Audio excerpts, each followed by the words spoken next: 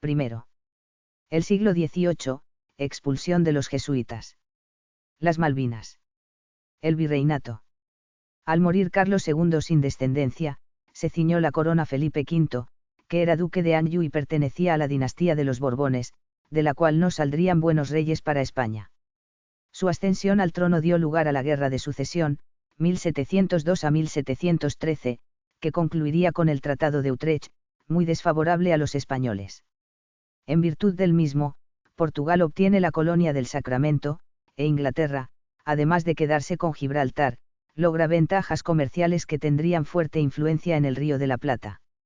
Entre 1721 y 1734, ocurrieron graves sucesos en Asunción, donde el vecindario se ha opuesto a las autoridades designadas por el virrey del Perú, eligiéndolas por sí y dando lugar al gobierno comunero, vale decir del común, que tiene antecedentes en una antigua revuelta castellana, sofocada a sangre y fuego. También la paraguaya fue finalmente reprimida por el gobernador de Buenos Aires, Bruno Mauricio de Zabala, fundador de Montevideo. Mediante el Tratado de Permuta, 1750, los portugueses se comprometen a entregar la colonia del Sacramento, recibiendo en cambio las misiones jesuíticas establecidas al este del río Uruguay, trueque que les resultaba sumamente ventajoso. Pero indios y jesuitas se resisten, estallando la guerra guaranítica. Los combates se prolongan 3 años y el tratado queda sin efecto. En 1766 reinaba Carlos III, cuarto rey Borbón, afrancesado e imbuido de las ideas iluministas, que estaban de moda por entonces. Ideas estas que exaltaban las excelencias de la razón humana por encima de todo dogma, veían en la ciencia un camino infalible para lograr el progreso indefinido y, siguiendo el pensamiento de Voltaire, abrigaban un fuerte encono contra la Iglesia católica, a la que tildaban de retrógrada y oscurantista. Por otra parte, los Borbones eran centralistas y procuraban colocar bajo su control la mayor cantidad posible de actividades políticas, sociales, culturales e, incluso, religiosas que se desarrollaban en sus dominios.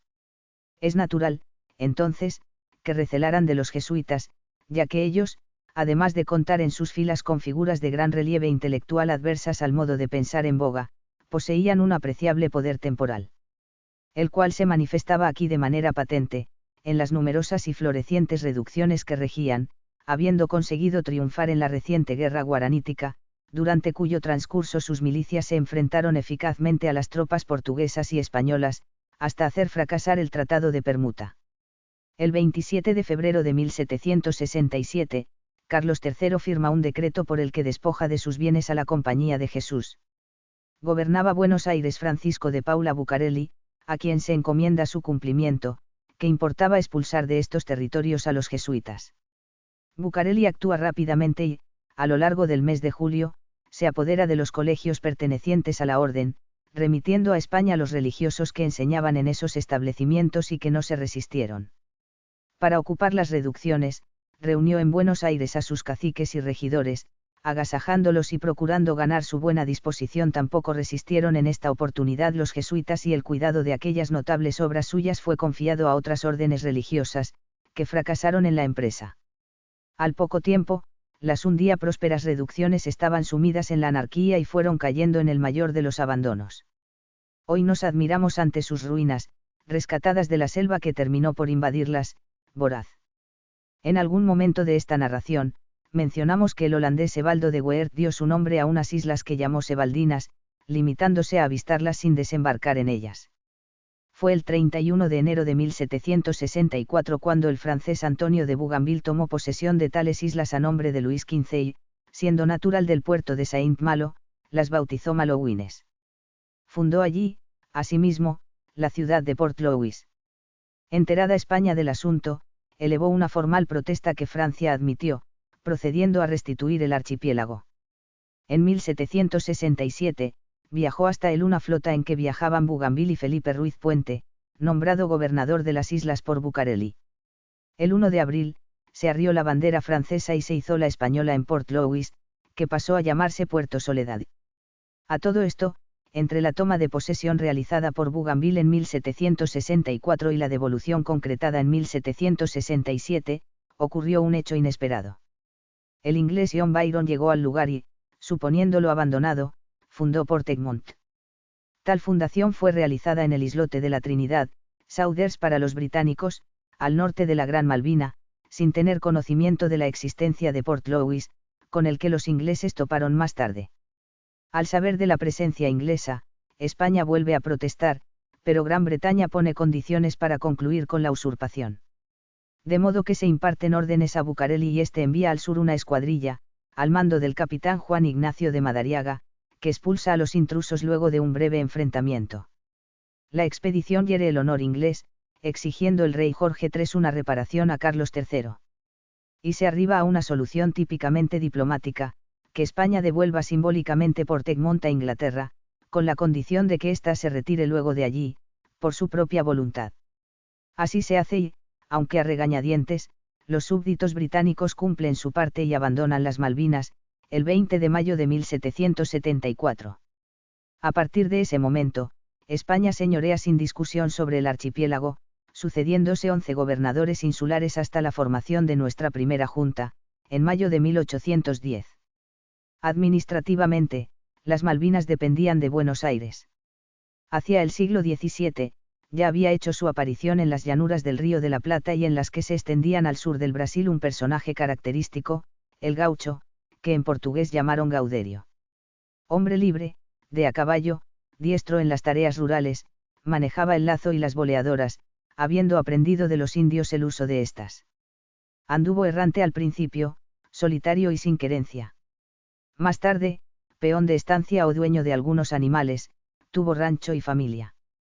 El virreinato del Río de la Plata nace como una respuesta militar a las pretensiones territoriales de Portugal, que cuenta con el apoyo británico pues, por un lado, Inglaterra juega en el caso sus propios intereses comerciales y, además, la política exterior lusitana coincidió tradicionalmente con la inglesa. Los portugueses, en efecto, presionan constantemente sobre las posesiones españolas linderas con el Brasil y ocupan a la sazón colonia. Estamos en 1776 y zarpa de Cádiz una poderosa flota, que tiene al frente a don Pedro de Ceballos, teniente general y exgobernador de Buenos Aires, que ha recibido el título de virrey, vicerrey, y viaja con el objeto de poner coto a los avances portugueses en esta zona. Ceballos ocupa Santa Catalina en febrero de 1777 y, en junio, la colonia del Sacramento, arrasando sus fortificaciones para que no pueda volver a ser utilizada con fines bélicos. También, curiosamente, llega a adueñarse más tarde de la isla portuguesa de Fernando Poo, frente a las costas africanas de Guinea Ecuatorial que, así, integrará el virreinato del Río de la Plata hasta su disolución. El Pacto de San Ildefonso restablece la paz entre España y Portugal. Por otra parte, Inglaterra enfrenta el grave problema que le suscita la rebelión de sus colonias norteamericanas. De modo que aquí se inicia un periodo apacible. Cumplida su misión, Ceballos retiene solo 8 meses el cargo que se le confiara. En 1778, lo transfiere a su sucesor, Juan José de Bertiz, nacido en México y que ya se había desempeñado antes como gobernador de Buenos Aires, al igual que Ceballos. Durante la gestión de Bertiz fue dictada la Real Ordenanza de Intendentes, en virtud de la cual se crea esa nueva dignidad y se divide el virreinato del Río de la Plata en 8 intendencias, a saber, de Buenos Aires, Paraguay, Córdoba del Tucumán, Salta del Tucumán, Charcas, Potosí, Cochabamba y Puno. Como puede apreciarse, el virreinato comprendía Paraguay y el Alto Perú, amén de la banda oriental, actualmente el Uruguay, existiendo buenas razones para sostener la conveniencia de que estén todos ellos incluidos en una gran unidad geopolítica. Desde 1783, Buenos Aires contó con su propia audiencia, dejando de depender judicialmente de la de Charcas, según lo solicitara Ceballos a poco de iniciar su gestión. Bertiz fue un excelente gobernante. Inauguró el alumbrado de calles y plazas, conociéndoselo por eso como el virrey de las luminarias, construyó un teatro, casa de comedias, plantó la Alameda, un paseo junto al río, instaló el protomedicato, que habilitaba para el ejercicio de la medicina, erigió la casa de niños expósitos donde, además de cumplir su finalidad de acoger chicos abandonados, funcionó la primera imprenta que hubo en Buenos Aires, construida por los jesuitas en Misiones y arrumbada por entonces en Córdoba. Durante la administración de Bertiz se levantó un censo, que arrojó las cifras siguientes: para la ciudad porteña 24.750 habitantes, para su campaña, 12.925. Hubo 11 virreyes en el Río de la Plata, incluyendo entre ellos a Olaguer y a Liniers, interinos, como así también a Cisneros, designado por la Junta Central que, desde Sevilla, gobernaba a nombre de Fernando VII, preso por Napoleón.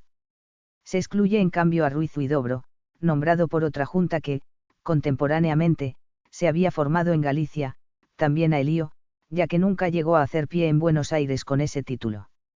Los virreyes fueron estos: Pedro de Ceballos, Juan José de Vértiz, Nicolás Cristóbal del Campo, Marqués de Loreto, Nicolás Antonio de Arredondo, Pedro Meló de Portugal, Antonio Olaguer y Feliú, Gabriel de Avilés, Marqués de Avilés, Joaquín del Pino, Rafael de Sobremonte, Marqués de Sobremonte, Santiago de Liniers, luego Conde de Buenos Aires, y Baltasar Hidalgo de Cisneros. Mandaba el virrey Sobremonte cuando, en abril de 1806, zarpó de la ciudad del Cabo Sur de África una expedición inglesa al mando del comodoro Sir John Popham. Su objetivo era llegar al Río de la Plata y apoderarse de Buenos Aires. Para fijar los límites de sus dominios con Portugal, España envió al marino y naturalista don Félix de Azara, que permaneció en el Paraguay y el Río de la Plata entre 1781 y 1801, recorriendo estas regiones con fines científicos, en extensos viajes. Como fruto de ellos, escribió varios libros, que aparecieron primero en francés y luego en español. Esos libros fueron los siguientes: Apuntes para la historia de los cuadrúpedos del Paraguay y Río de la Plata, Apuntes para la historia natural de los pájaros del Paraguay y Río de la Plata, y Viaje por la América Meridional. Bernardino Rivadavia tradujo una de tales obras. Antes que Azara, otros viajeros habían ido dejando por escrito sus observaciones científicas, referidas a lo que sería nuestro país. El primero fue un compañero de Magallanes, Antonio Pigafetta, marino lombardo que completó el periplo con Sebastián Elcano y redactó un volumen que tituló, en su lengua natal, Primo Viaggio intorno al globo terráqueo, 1556. Tomás Faulkner era un jesuita inglés, que residió aquí entre 1737 y 1767, reconociendo gran parte del territorio, desde el Chaco hasta la Patagonia.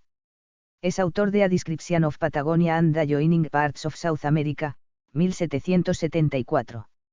Alejandro Malaspina, navegante y explorador italiano al servicio de España, de cuya marina formó parte, arribó al Río de la Plata al frente de una expedición científica, en 1789. Realizó observaciones astronómicas e hidrográficas, relevó luego la costa patagónica, dobló el Cabo de Hornos y prosiguió su navegación por la orilla americana del Pacífico. Publicó luego su libro La Vuelta al Mundo por las Corbetas, descubierta, y, atrevida, al mando del capitán de navío de Alejandro Malaspina desde 1789 a 1794. Después del paso de Azara, cabe mencionar el de Carlos Darwin, autor inglés de la teoría evolucionista, que inició en 1831 su singladura en torno al globo a bordo del Beagle, recorriendo la zona austral argentina y dejando constancia de las experiencias recogidas en su célebre viaje de un naturalista alrededor del mundo. El francés Alcides de Orbigne, también recorre el país entre 1826 y 1833, escribiendo una obra titulada Voyage dans l'Amérique méridionale. Y otro francés, Martín de Mussy, contratado por Urquiza en 1860, levanta minuciosos mapas de la República. Citaré por último a Francisco P. Moreno, 1852 a 1929, el famoso Perito Moreno, que defendió patrióticamente la posición argentina en la cuestión limítrofe con Chile, valiéndose para ello de los profundos conocimientos adquiridos en sus incansables exploraciones de nuestros ríos, costas y montañas del sur.